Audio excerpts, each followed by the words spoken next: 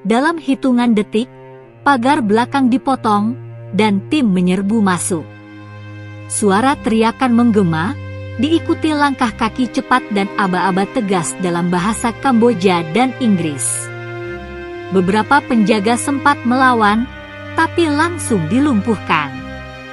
Gadis-gadis yang masih dikurung di kamar sempit berteriak histeris saat pintu-pintu dijebol dan wajah-wajah berseragam masuk dengan lampu senter menyilaukan.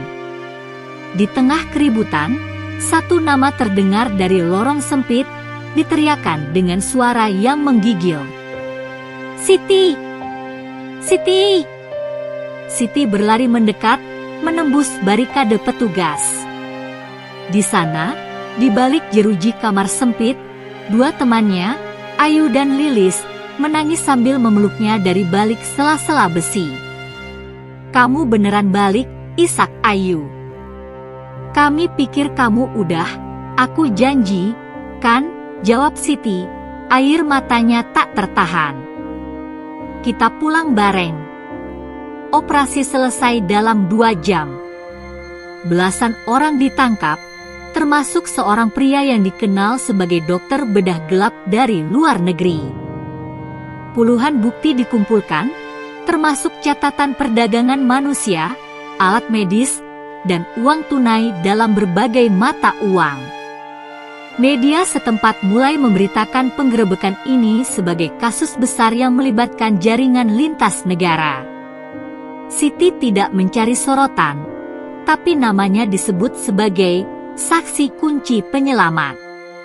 Saat malam tiba dan semua korban dipindahkan ke tempat aman, seorang agen Interpol mendekati Siti. "Kami masih butuh bantuannya. Kau mungkin satu-satunya yang bisa mengenali pemimpin jaringan ini, belum tertangkap." Siti menatap langit malam yang kali ini dipenuhi bintang.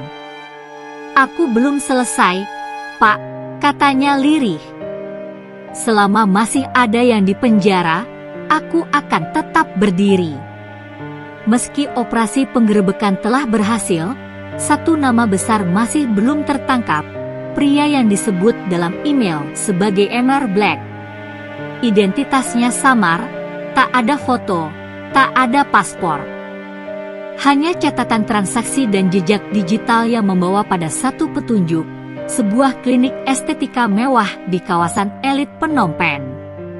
Siti duduk bersama tim investigasi internasional di sebuah ruang rahasia. Di hadapannya, layar memperlihatkan wajah-wajah hasil pencocokan data. Tapi satu gambar membuat tubuh Siti menegang. "Dia," bisiknya. "Aku pernah lihat dia. Waktu pertama kali datang, dia berdiri di depan bangunan. Aku pikir dia cuma sopir." Pria dalam gambar itu tampak rapi, berjas gelap, berkacamata tipis. Tapi sorot matanya, tajam dan penuh hitung-hitungan, tak pernah Siti lupakan. Dia bukan sopir. Dia yang mengatur semua. Waktu Mira dibawa keluar, dia yang memberi isyarat. Petunjuk itu memperkuat dugaan bahwa Emmer Black menggunakan identitas palsu. Investigasi dilanjutkan.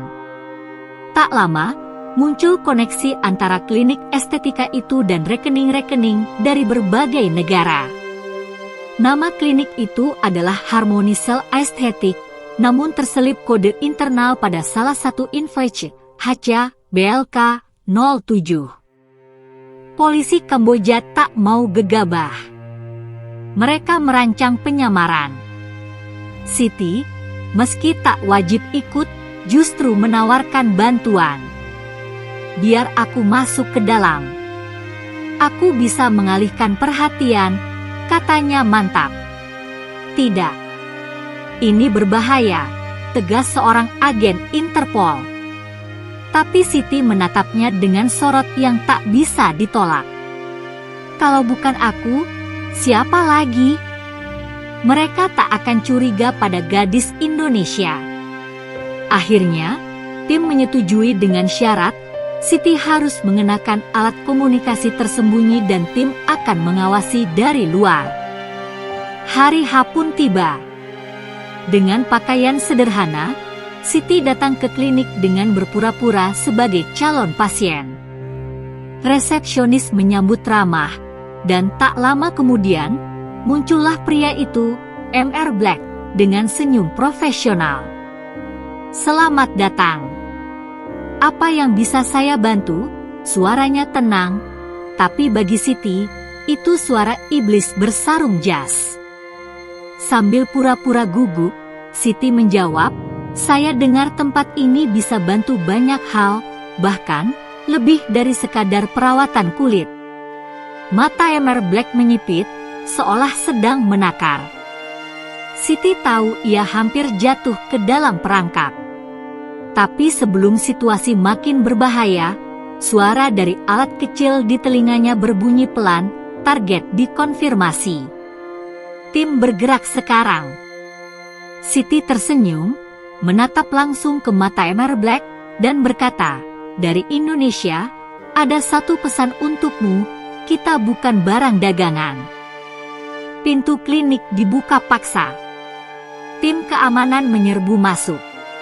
Mr. Black mencoba kabur, tapi Siti menghadangnya dengan berdiri tegap, tak bergerak sedikit pun. Tatapan rawa rontek menguatkan jiwanya. Untuk pertama kalinya, pria itu tampak panik. Ia tak bisa lari dari kebenaran. Penangkapan Mr. Black menjadi sorotan internasional. Pria yang selama ini bersembunyi di balik praktik klinik kecantikan ternyata adalah buronan lama yang telah mengubah identitas berkali-kali. Ia memiliki jaringan kuat, bukan hanya di Asia Tenggara, tapi juga tersambung hingga ke Timur Tengah dan Eropa Timur, semua terhubung pada jaringan perdagangan organ gelap. Di ruang interogasi, Mr. Black akhirnya mengakui banyak hal. Berkat informasi yang diberikan Siti dan data yang berhasil disita dari kliniknya, rantai sindikat mulai runtuh satu persatu. Pihak Interpol menggelar konferensi pers. Siti diundang secara khusus, namun wajahnya tidak dipublikasikan demi keselamatan. Ia duduk di barisan belakang, menyimak saat seorang perwira tinggi berkata, "Kasus ini terbongkar bukan karena teknologi, bukan karena intelijen, tapi karena keberanian seorang perempuan muda yang menolak menjadi korban dan memilih jadi pelindung bagi yang lain." Kata-kata itu membuat mata Siti berkaca-kaca. Ia hanya seorang gadis desa dari Banten, namun hari ini, dunia mendengarkan kisahnya. Tak lama kemudian, Siti dan korban lain dijadwalkan untuk dipulangkan ke Indonesia melalui program perlindungan dan pemulihan trauma. Di ruang tunggu Bandara Phnom Penh, ia duduk bersama Ayu dan Lilis. "Kita beneran pulang?" bisik Lilis sambil menggenggam tangan Siti.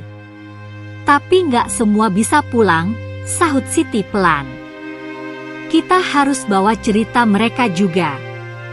Biar dunia tahu. Biar nggak ada lagi yang hilang dalam diam." Siti kemudian menyerahkan satu bundel berkas ke petugas dari kedutaan. Isinya adalah catatan pribadinya selama penahanan, sketsa wajah-wajah para korban, serta daftar nama mereka yang belum ditemukan. Ia tahu, perjuangan belum benar-benar selesai. "Kalau suatu hari saya dibutuhkan lagi, saya siap," katanya tegas. Sesampainya di tanah air, Siti disambut hangat oleh keluarganya dan pemerintah setempat. Ia dipeluk ibunya erat, seakan tak ingin melepaskan lagi. Tapi dalam pelukan itu, Siti tak hanya kembali sebagai anak gadis, ia kembali sebagai simbol kekuatan perempuan Indonesia. Dalam sebuah acara kecil di desa, kepala desa berkata, "Siti bukan hanya pulang dengan tubuh utuh. Ia pulang membawa harapan bahwa satu jiwa bisa menyelamatkan ratusan lainnya." Malam itu, Siti duduk di tepi sawah. Angin lembut menyapu wajahnya. Ia memejamkan mata dan membisikkan doa untuk semua yang belum sempat pulang. Selama aku masih hidup, aku akan terus bersuara. Karena diam, sama saja dengan membiarkan mereka menang. Beberapa bulan setelah kembali ke tanah air, kehidupan Siti perlahan mulai kembali normal. Ia tinggal di rumah sederhana di Banten, membantu ibunya bertani sambil sesekali menjadi pembicara dalam kegiatan perlindungan TKW di berbagai kota. Namanya kini dikenal di kalangan pejuang HAM, tapi ia tetap rendah hati. Yang berubah hanyalah bagaimana Siti memandang dirinya sendiri. Ia bukan lagi gadis lugu yang takut menghadapi dunia.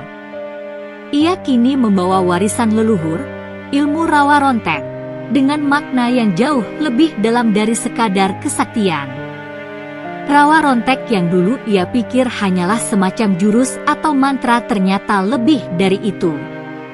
Ilmu ini adalah warisan kekuatan batin, ketenangan saat di ujung bahaya, daya tahan ketika semua pintu tertutup, dan keberanian untuk berdiri melawan kejahatan meski sendirian. Kakeknya tak pernah mengajarinya untuk menjadi pahlawan, hanya untuk menjadi manusia yang tidak mudah patah. Suatu hari, ia diundang untuk mengisi pelatihan untuk para calon pekerja migran di Serang. Di tengah ratusan gadis muda yang bersiap mengadu nasib ke luar negeri, Siti berdiri dan membuka kisahnya dari awal, dari mimpi sederhana untuk mengubah nasib keluarga, hingga terjebak dalam pusaran kejahatan internasional. Kalau kalian punya mimpi, kejarlah, ucap Siti lantang. Tapi jangan pernah lupakan siapa kalian, dari mana kalian berasal. Dan yang paling penting, jangan pernah biarkan siapapun memperlakukan kalian seperti barang. Setelah acara itu, beberapa peserta datang menghampiri dan memeluknya. Salah satunya berkata dengan mata berkaca, "Mbak Siti, aku juga hampir berangkat ke tempat yang sama. Tapi setelah dengar cerita Mbak, aku jadi mikir ulang." Malamnya, Siti duduk di serambi rumah, memandangi bintang-bintang. Ia membuka kembali catatan tua kakeknya tentang filosofi rawa rontek. Di situ tertulis, rawa itu tenang di permukaan, tapi di dalamnya ada arus yang tak terlihat. Orang yang menguasai rawa rontek bukanlah yang tak bisa mati, tapi yang tak pernah takut untuk hidup benar. Siti tersenyum. Kini, ia paham sepenuhnya. Siti bukan hanya penyintas. Ia adalah cahaya bagi mereka yang sempat kehilangan arah. Warisan rawa rontek kini tak lagi hanya milik satu garis keturunan, tapi telah menjadi simbol kekuatan perempuan Indonesia yang tak akan diam saat ketidakadilan merajalela. Dan selama masih ada yang butuh dibela, suara Siti akan tetap terdengar. Tenang, tapi tak pernah padam. Beberapa bulan setelah kepulangan Siti, suasana desa tampak tenang. Tapi di balik keheningan, ada sesuatu yang membuatnya tak bisa tidur nyenyak. Ia menerima surat tanpa nama, hanya berisi satu kalimat. Siti mencoba melacak asal surat itu, namun tak ada jejak. Ia curiga, mungkin masih ada korban lain yang belum ditemukan, atau bahkan jaringan baru yang mulai tumbuh di tempat berbeda. Ia pun menghubungi salah satu kontak dari Interpol, Pak Rene, yang kini bertugas di Jakarta. Bisa saja sindikat itu tak sepenuhnya tak ada. Mereka mungkin sudah berubah bentuk. Siti mulai mengadakan kunjungan ke pusat pelatihan TKI yang lebih terpencil, menyamar sebagai peserta untuk menyelidiki calo-calo baru yang bermodus sama seperti yang menipunya dulu. Dan di sana, ia bertemu seorang gadis muda bernama Dina. Wajahnya seperti cermin Siti dulu, lugu, penuh harapan, tapi dikelilingi oleh orang-orang yang penuh tipu muslihat. Dina ternyata hendak diberangkatkan ke negara yang sama, ke Kamboja, melalui jalur tidak resmi. Siti menyelidiki agen penyalur yang terlibat dan menemukan pola yang mencurigakan, dokumen palsu, alamat kantor fiktif, dan janji upah besar. Siti mengajak Dina bertemu secara rahasia, dan sang gadis akhirnya membuka suara. Katanya di sana cepat kaya. Aku gak punya siapa-siapa lagi di sini, Bak. Ucapan itu menyentuh hati Siti. Ia sadar bahaya akan terus ada selama ketidakadilan dan kemiskinan masih menjadi alasan orang meninggalkan rumah. Siti lalu kembali bekerja sama dengan kementerian dan LSM. Tapi saat mereka hendak melaporkan agen tersebut, satu persatu saksi tiba-tiba menghilang, termasuk Dina. Siti mulai merasa bahwa permainan ini lebih besar dari yang ia duga. Jaringan lama mungkin telah membentuk wajah baru, lebih halus, lebih tersembunyi, dan lebih kejam. Ia pun bersumpah satu hal. Kali ini, aku tak akan hanya menggagalkan. Aku akan membongkar sampai ke akar. Siti kembali ke Banten dan memutuskan mendirikan Pusat Perlindungan Perempuan Rawarontek, sebuah lembaga kecil namun penuh semangat, yang membantu korban perdagangan manusia dan calon TKW. Ia juga mulai merekam testimoni mantan korban, menjadikannya sebagai alat penyuluhan keliling. Namun yang paling mengejutkan, Dina kembali. Bukan sebagai korban, tapi sebagai penyintas. Ia berhasil kabur dari pelabuhan keberangkatan gelap di Kalimantan Timur, membawa data ponsel salah satu agen. Dari sana, Siti menemukan bahwa jaringan ini menyasar lebih banyak wilayah, tak hanya Kamboja, tapi juga Timur Tengah dan Afrika Utara. Ini bukan akhir perjuangan, tapi cahaya baru telah menyala.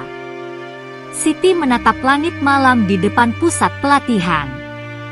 Di belakangnya, puluhan gadis muda tengah belajar tentang hak mereka, tentang cara mengenali penipuan, dan tentang keberanian. Warisan Rawarontek tak lagi milik satu nama. Kini, ia menjadi suara bersama.